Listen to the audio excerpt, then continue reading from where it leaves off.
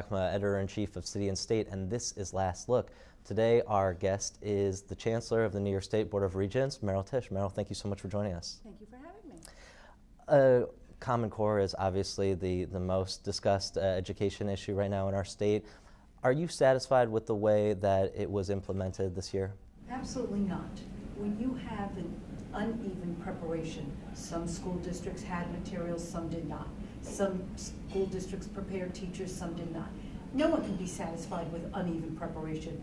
For reform to really be reform, every teacher, every principal, every child, every school district needs to have the capacity to deliver Common Core. And until that is the reality in New York State, sitting in my seat, I will not be satisfied with the rollout. So I think, as we said from the beginning, this is going to take time, this is going to take discipline, this is going to take urgency and focus. Did the state make mistakes in the implementation? I mean, we knew we were moving to the Common Core for years now. We certainly had the time to lay the groundwork for the shift. What happened? Well, obviously, if not everyone is prepared, no one did a perfect execution. I think, quite frankly, that our ability to communicate directly to parents, directly to teachers, I believe would help in the implementation and the rollout. And so to the point that there was a failure to communicate directly from state policy directly to the school districts, I think that that is definitely a problem. But do I regret testing the Common Core this year? Absolutely not. This was a baseline. This is the beginning. We've made it clear that these numbers do not reflect failure. What they reflect is that we are changing the performance standards. The other thing that people should know, and I'm happy to have this opportunity to remind everyone, these scores do not mean that there was not teaching and good instruction going on this year. It means this is a long process. We need to be patient, but we need to be urgent. We can't back away. And the reason to test to the Common Core is because the Common Core is being rolled out.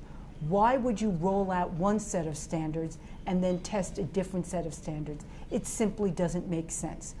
Any year in which we were going to engage in this initial testing was going to create a lot of anxiety, a lot of stress. I hope that as the years go on, the implementation improves, the preparation of teachers and youngsters across our classrooms improves, the anxiety will go down. Is the Common Core here to stay? I mean, oftentimes when there's a political backlash, education policy can take an abrupt change of direction. But are we really in New York State absolutely dedicated to sticking with the Common Core and making it work? I believe so. You know, when I speak to teachers and parents and we talk about the Common Core, people are very excited about a new higher standard. People really understand. When you take the time to explain it to them directly, people really understand that we are not doing the students a service by teaching to a set of standards that will not prepare them to be part of a 21st century economy. If you don't prepare youngsters to partake in their future, then as adults, you are not doing your job. So I think it's here to stay. I think it's going to get better and better. I think that the rollout is going to improve, and I think this state is going to have a very good, productive conversation about what our students need to know and how our teachers need to be prepared to teach to these high standards. For those people who are confused as to really what the Common Core entails, I mean, when we hear about a new program, we assume that this is some sort of innovation in our approach to education, but it seems to me that it's actually a much more traditional approach to education. It's a returning to some of the basic skills, the fundamental way that we thought that children should learn how to think in the past. How would you explain the Common Core from that perspective? I would say that I can explain it in two different ways. I could say to you, it's teaching youngsters to use critical thinking skills and developing those skills, teaching youngsters to write in ways that are conducive to prepare them for higher education and careers. But I'd like to give a better example. For years, people have been telling us that so much school time is wasted on drilling for these tests. And when you look at the old tests, the truth was that if you knew 2 + 2 was 4, you could actually spit that back on a test in any state in this country and become proficient. Now you're going to actually be tested on the application of, can you draw out concepts from a problem to be able to use it in a daily life routine. It's different, but I think that when we explain the Common Core, when parents see sample tests, when teachers start to engage in the sample curriculum, people will understand and I think will become motivated and energized around teaching these skills in a different way. The Common Core is designed to facilitate college readiness. Mm-hmm. Should the aim of our education system be to prepare every child for a 4-year college education, or should we be thinking more about technical education, vocational schools? I mean, is that thrust towards a 4-year education, college education, should be our focus? By no means. I think that a high school diploma in New York State should mean that you have a choice. College and career ready actually has significance. When you graduate from a high school in New York State and you simply can enter a 2-year community college without being remediated, and close to 70 and 80% of our students going into the 2-year colleges need to be remediated, I would say to you, those students don't have a choice. They're not college ready and they're not career ready. These higher standards are about creating the choice that families and youngsters deserve as a reflection of a high school and K-8 program that is sufficiently rigorous to provide them with a choice to make them part of a 21st century economy. It would be very easy for us to turn our back and say, oh yes, the graduation rates in this state are 74%. You know, that still means a quarter of the kids are not graduating, but when you peel back the onion and you understand that that 74%, when benchmarked against a college and career ready number, is actually only 32 or 33%, you understand that families and students are being held accountable at the end of high school careers for a future that is no future. And so we feel that the urgency around this, the calling of the question, as uncomfortable as it is, needs to be done with full force, full rigor, and full drive. We oftentimes hear that the solution to our problems with our education system is that we need to invest more money into education, and yet we've seen steadily that we have invested more money into education across the country. And in the education forum that we just had, you and Michael Mulgrew pointed out that we have money allocated by the state for universal for pre-K that school districts leave on the table. Is that happening in many instances? Are we using our money wisely, or are we squandering some of the resources that we have available? I think one of the things there are about 700 school districts across New York State. I would say one of the things that Common Core is going to create is an atmosphere in which school districts need to look very carefully at how they're spending their money, what their cost drivers are, how they can retool their money, shift it around to address the needs of Common Core, which will really be an enormous need around professional development, implementation of curriculum, and instructional practice. That is not going to be a cheap process.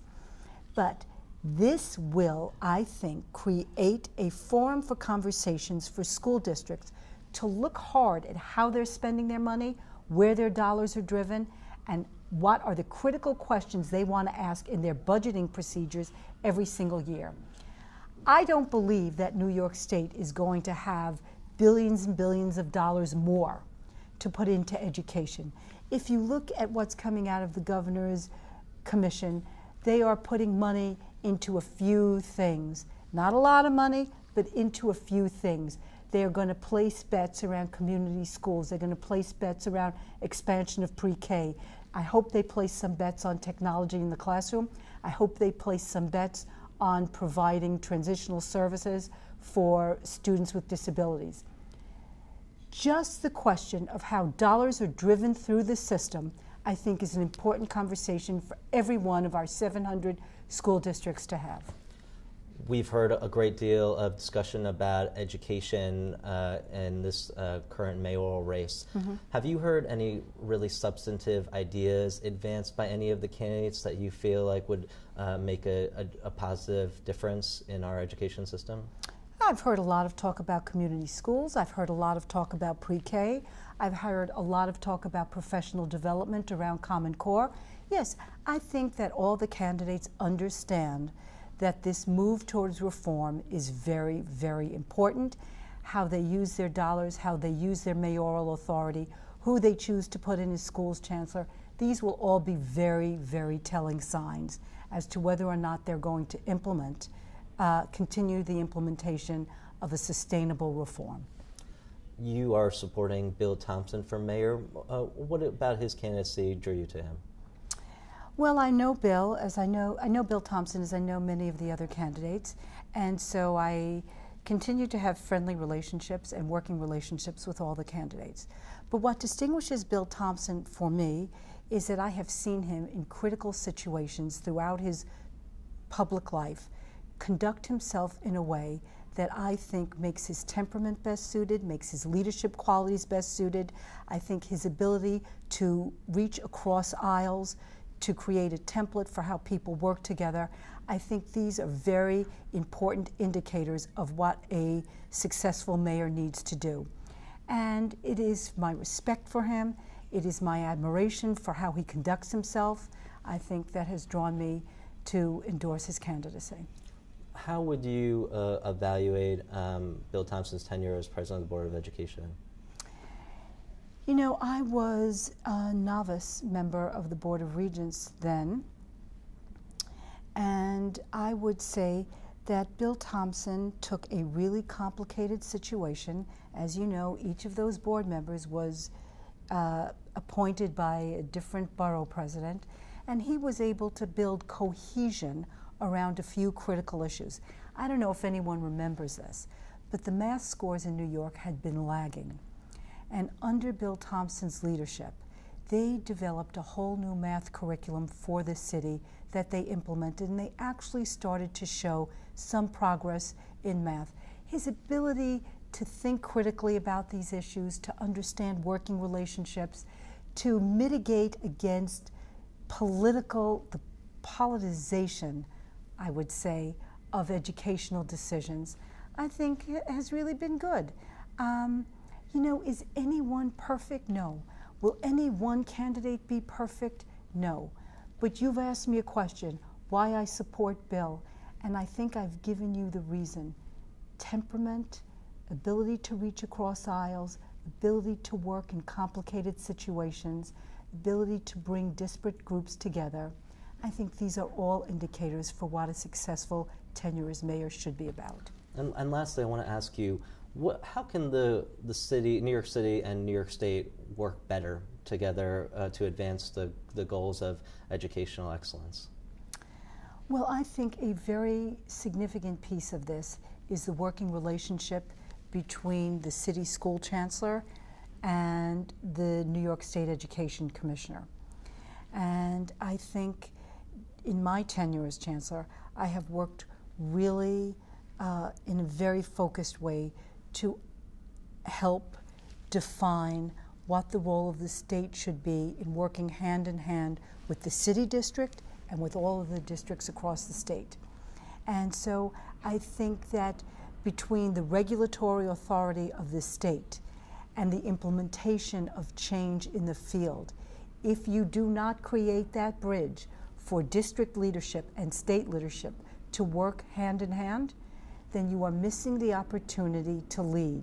You cannot lead where no one is willing to follow you. And you've got to create bridges. And bridges are what helps you create an atmosphere where change can be embraced. Dr. Meryl Tisch, thank you so much for joining us. Thank you. And that's it for this episode of Last Look. For more episodes, please visit us on the web at cityandstateny.com.